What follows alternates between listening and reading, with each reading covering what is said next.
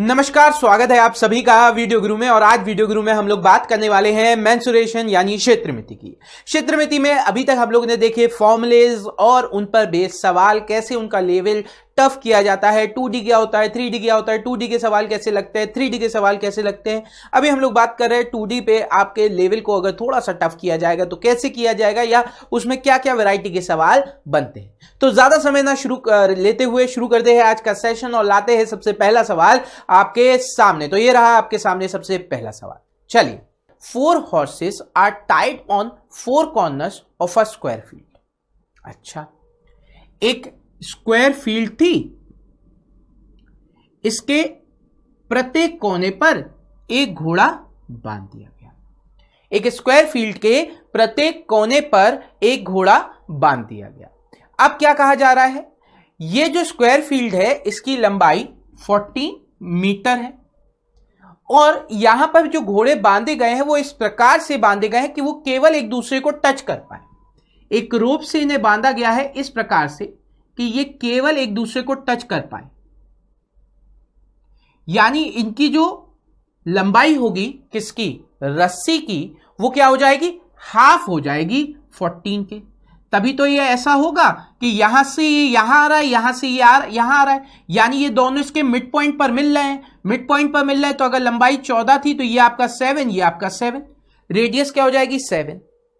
अब कह रहे हैं they were able to gaze in the area accessible, यानी इस एरिया में इन्हें जो ग्रेस करना है यानी चरना है उसके लिए 7 दिन लग रहे हैं। उसके लिए 7 दिन लग रहे हैं। तो for how many days is the अनग्रेस्ड area sufficient for them, यानी अगर यहां पर इतने के लिए 11 दिन लगे, अब बचा हुआ ये जो एरिया है, ये जो एरिया है आपका बचा हुआ, अगर इसमें भी वो खाने जाएं तो कितने दिन में ये भी खत्म कर देंगे। तो अब मुझे पता है इस जो ग्रेस एरिया है, ठीक है, इसका एरिया अगर मुझे निकालना है तो मैं कैसे निकाल सकता हूं। ये आपका एक सर्किल बन गया है ना, ये आपके क्या बन गए, सर्किल बन गया। एक 90 डिग्री के 4 क्वाड्रेंट है, एक सर्किल हो जाएगा।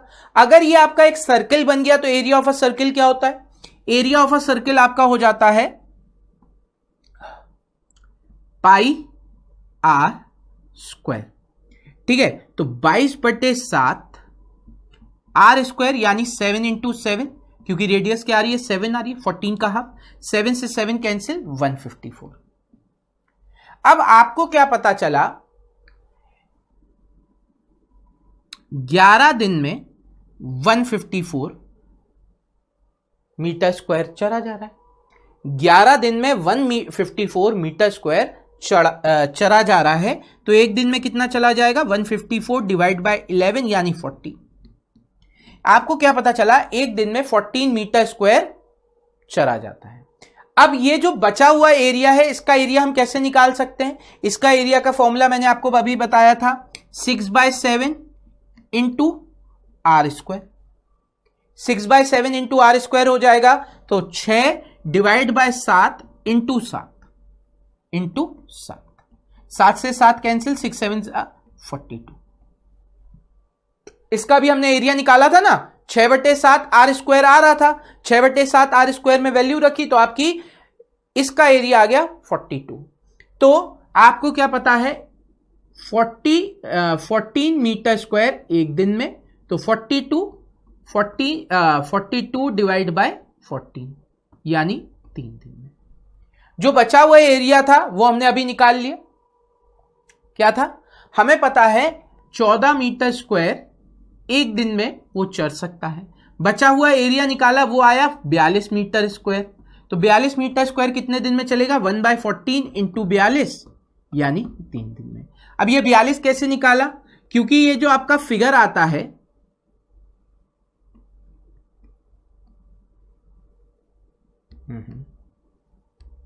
ये जो आपका फिगर बनता है इस तरीके का, अभी हम लोगों ने डिस्कस किया था।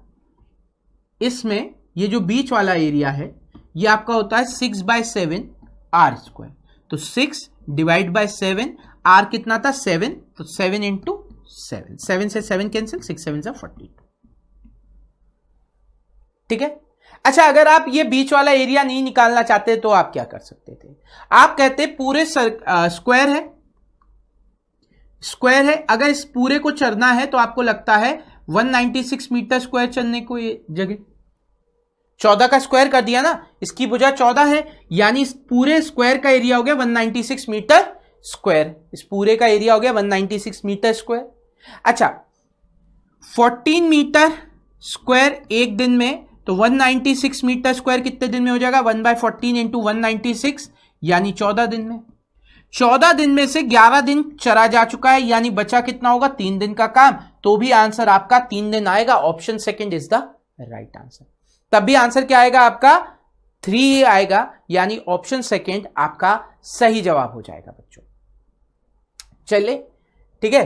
तो इसमें आप सिर्फ एक यहां पे जो याद करने वाली चीज है वो आपको मदद कर सकती है कि अगर कभी भी आपका स्क्वायर की बात हो रही हो तो आप पूरे स्क्वायर में से भी जो आपका चला गया एरिया है वो निकाल लेते हैं तो भी आपका आंसर होता है, दिनों में भी जाते हैं तो भी आ जाता है। और इस वाले जो ये स्टार टाइप का शेप बनता है, इसका जो एरिया होता है वो 6/7 आर स्क्वायर होता है। वो एरिया क्या होता है? 6/7 आर स्क्वायर होता है। आप देखिए, जितना आप इसे प्रैक्टिस करोगे उतने जल्दी आपको ये याद होने लगेंगी वैल्यूज। जैसे मुझे याद है वैसे ही आपको भी याद होने लगेंगी, और जब याद हो जाएंगी तो पेपर में आप इन्हें रखेंगे और दूसरों से जल्दी सवाल कर पाएंगे। चलिए, इसी बात पे बढ़ते हैं अगले सवाल की तरफ। अगला सवाल कह रहा है, a wire can be bent in the form of a circle of radius 56 centimetre. If it is bent in the form of a square then its area will be. क्या कहा जा रहा है? एक वायर को पहले बेंट किया जाता है सर्किल के शेप में, ठीक है, फिर इसे बेंट किया जा रहा है स्क्वायर के शेप में। तो हमें क्या पता चला? इसका जो सरकमफ्रेंस है यानी परिधि है वो बराबर होनी चाहिए लेंथ ऑफ वायर।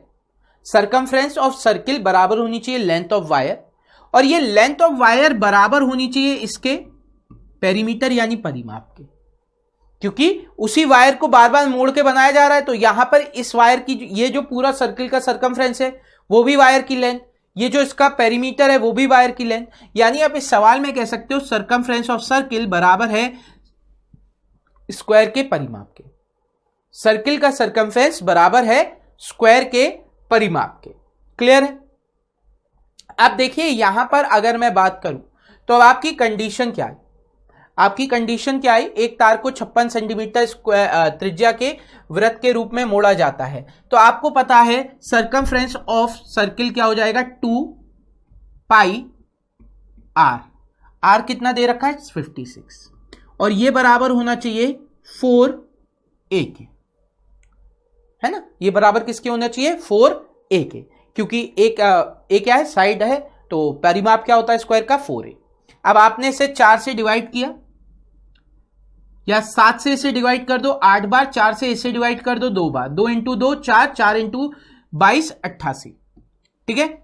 7 8 जा 56, 4 से 8 को डिवाइड किया 2 टाइम्स, 2 इंटू 2 4, 4 इंटू 22 88। अब आपसे कह रहे हैं इस स्क्वायर का एरिया ज्ञात करो। एरिया ऑफ अ स्क्वायर क्या होता है? साइड का स्क्वायर, भुजा का स्क्वायर होता है वृत्त का क्षेत्रफल। तो आपने 88 का स्क्वायर किया, 88 का स्क्वायर आपका कितना होता है? 7744। 88 का स्क्वायर क्या होता है? 7744। अब आप कहोगे आपने इतनी जल्दी कैसे किया? मेरे दिमाग में आया 88 जो है वो 100 के पास वाली वैल्यू है। 88 क्या है? 100 के पास वाली वैल्यू है, तो ये 100 से कितना कम है? 12। 100 से ये कितना कम है? 12। 12 का स्क्वायर होता है 144, यानी 144। तो 44 जो है वो लास्ट 2 डिजिट बना देगा। 44 क्या करेगा? लास्ट 2 डिजिट बना देगा, और एक आपका कैरी हो जाएगा। एक आपका क्या हो जाएगा? कैरी हो जाएगा। अब आप क्या करेंगे? 88 में से ये 12 माइनस कर देंगे। अब आप क्या करेंगे? 88 में से ये 12 माइनस कर देंगे, तो आपके पास क्या आ जाएगा? 76। अब 76 आया और एक कैरी था, आपने इसमें ऐड कर दिया, तो ये 77 हो गया। तो आपका एरिया हो गया 7744, यानी कि option 1 is the right answer. चलिए, बहुत बढ़िया। मजा आ रहा है? अगर मजा आ रहा है तो भैया वीडियो गुरु के बारे में अपने दोस्तों को जरूर बताया करो, है ना, ताकि ज्यादा से ज्यादा लोग हम लोग के साथ भी जुड़ सके। ठीक है, और आप अपना फीडबैक भी हम लोगों को भेज सकते हैं। ठीक है, तो भेजिए, हमें भी पता चले क्या इंप्रूव करना चाह रहे हैं, क्या आपको और बताना है, आप लोग को भी मजा आए, हमें भी मजा आए एक दूसरे से बातचीत करने में, है ना। तो चलिए इसी बात पे बढ़ते हैं आगे। अगला सवाल कह रहा है a square and an equilateral triangle are drawn on the same base. एक स्क्वायर और एक इक्विलेटरल ट्राइंगल एक ही बेस पर बनाया गया, the ratio of the area is. अब उनका जो एरिया है उसके बीच का अनुपात क्या होगा। अब आपके दिमाग में क्या बात आती है कि एक अगर स्क्वायर है वो इस प्रकार से बनेगा, और अगर एक इक्विलेटरल ट्राइंगल है तो वो आपका इस प्रकार से बनेगा,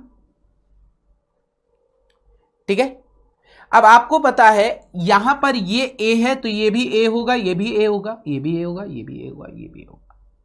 एरिया ऑफ अ स्क्वायर क्या हो जाएगा इस केस में, एरिया ऑफ अ स्क्वायर हो जाएगा a square. Area of a square क्या हो जाएगा, ए स्क्वायर।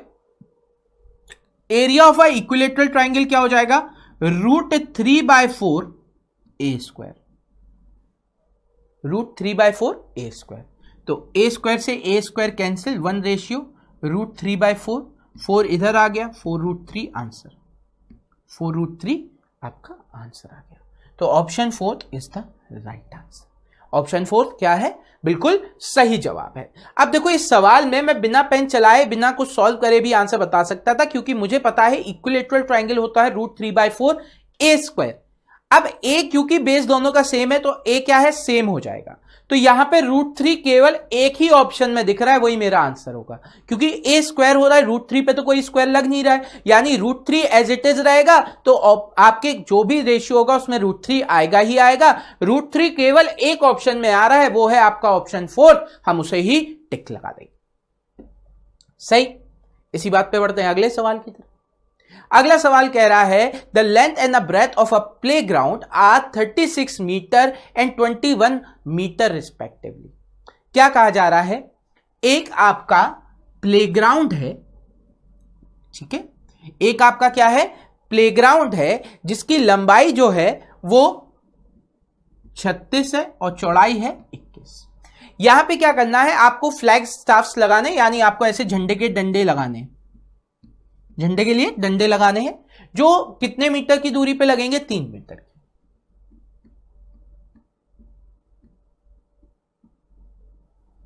ठीक है। अब यहां पर इसका आपसे पूछा है नंबर ऑफ फ्लैग स्टेप्स जो इसमें लग सकते हैं। तो आपके दिमाग में क्या आता है, देखो ये पूरे इस पे चलेगा, ये पूरे इस पर चलेगा, तो पूरा क्या हो जाएगा, परिमाप हो जाएगा। ये क्या हो जाएगा, पूरा परिमाप हो जाएगा। तो परिमाप कितना होता है, पेरीमीटर क्या हो जाता है स्क्वायर का, रेक्टेंगल का, 2l + b, 2l + b। तो ये कितना हो गया, 36 + 21, ये कितना हो गया, 36 + 21 57 × 2 डिवाइड बाय 3। डिवाइड बाय 3 क्यों किया, क्योंकि हर 3 मीटर पे लग रहा था।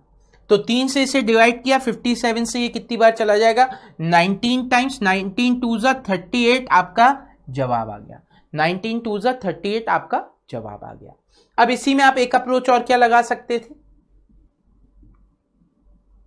ये 21, ये 36, अगर मैं इसे 3 से डिवाइड कर दूं तो इस साइड लगेंगे 7, अब ये भी 36, तो अगर इस साइड 7 लगेंगे तो इस साइड भी क्या लगेंगे, 7 लगेंगे, आमने सामने साथ साथ लग जाएंगे। अगर ये 36 है तो ये भी 36 होगा, इसे 3 से डिवाइड किया तो 12 बार, तो यहां पे भी 12, 12 + 7 + 12 + 7, या आप कह सकते हैं 12 + 7 19, 19 का दुगना 38, या 12 + 12 24, 24 7 31, 31 + 7 38, आंसर आ जाएगा। सही है। अब आपके मन में आ रहा होगा सर अगर मैं इसे 3 से डिवाइड करता हूं तो ये यहां से शुरू होगा, यहां चलेगा, तो ये वाला स्पॉट तो छूट गया।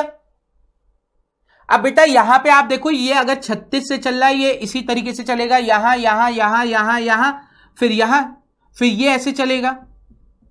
तो यहां पे लगाने की जरूरत क्यों नहीं है, क्योंकि ये वाला इधर से आ गया, तो यहां से शुरू हुआ, ये वाला यहां खत्म हो जाएगा, तो अब इसकी शुरुआत ऐसे होगी, और ये वाला जो फ्लैग होगा वो यहां खत्म हो जाएगा।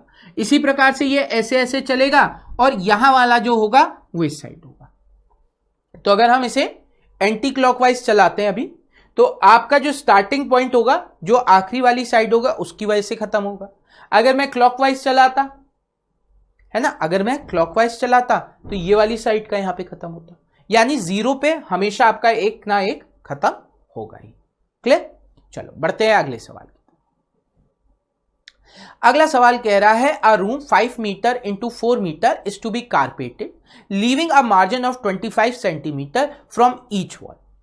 ठीक है, आपसे क्या कहा जा रहा है, एक कमरा है जिसके जो फ्लोर है उस पर कारपेट बिछानी है। अब इस कमरे की जो लंबाई है वो 5 और 4 मीटर है, यानी 5 और 5 इंटू 4, और यहां पे आपको एक मार्जिन देना है दीवालों से 25 सेंटीमीटर दूर।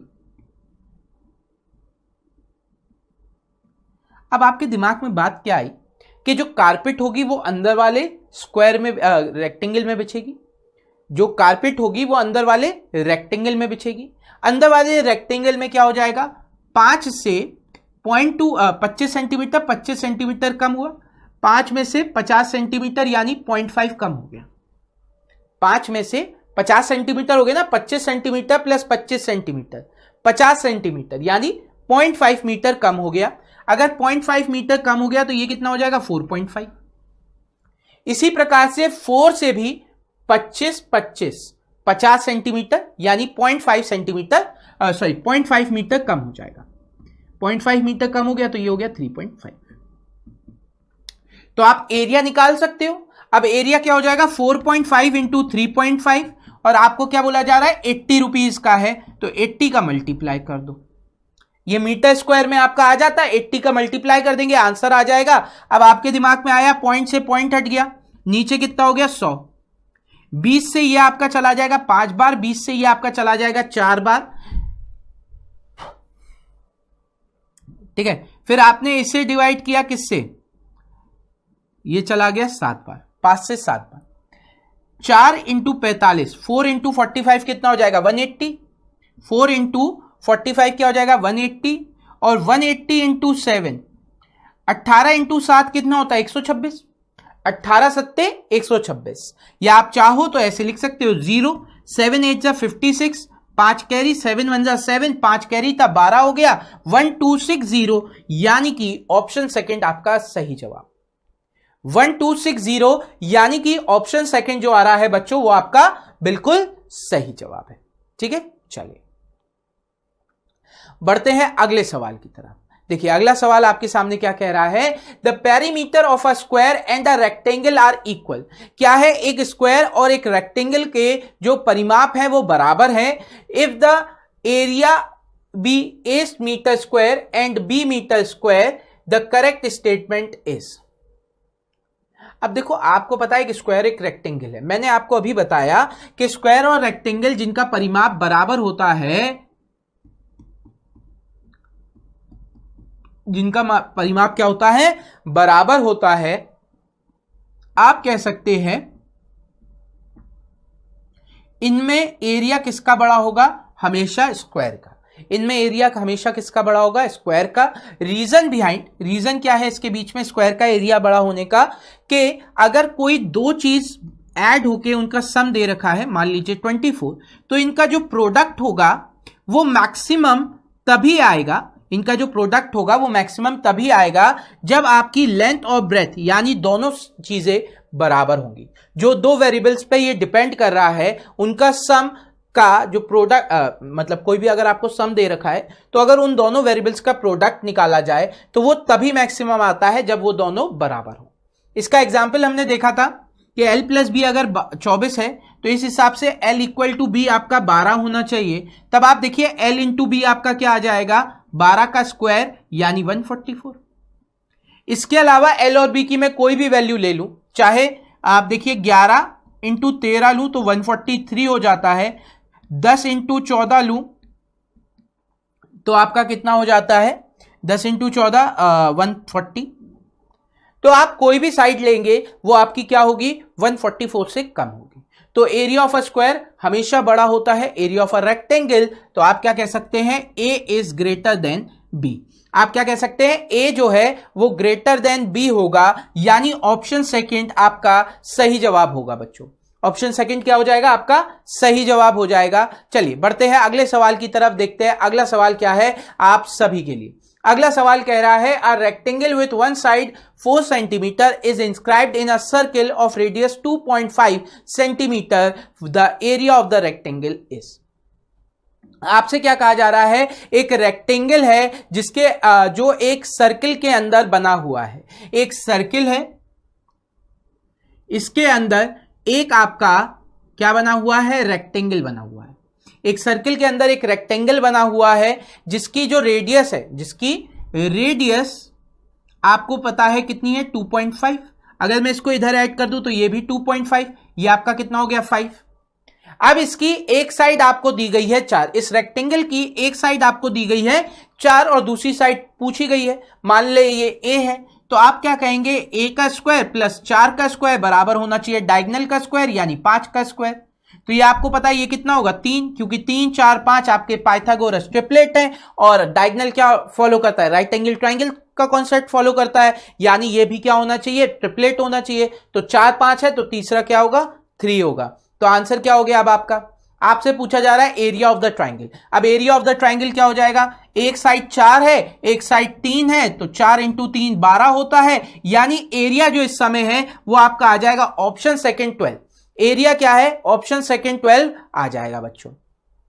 चलिए इसी के साथ करते हैं आज के सेशन को समाप्त। उम्मीद करते हैं आज का सेशन आपको लगा होगा मजेदार, कुछ नए सवाल, कुछ नए अप्रोचेस आपने सीखी होंगी, नई ट्रिक्स सीखी होंगी, कैसे फॉर्मुलेस को अप्लाई करते हैं जब सवाल कुछ घुमा कर दिया जाता है, वो आपका क्लियर हुआ होगा। तो अगर सेशन आपको पसंद आ रहे हैं तो वीडियो के गुरु के बारे में जरूर बताएं, अपने दोस्तों को शेयर करें इसकी इंफॉर्मेशन उनके साथ, ताकि ज्यादा से ज्यादा लोग जुड़ सके हमारे साथ। पर अभी के लिए हमें दीजिए इजाजत, अगले सेशन में मिलेंगे तो बात करेंगे और नए सवालों की और कॉन्सेप्ट की। पर अभी के लिए बस इतना ही, तो अगली मुलाकात तक के लिए take care and enjoy yourself.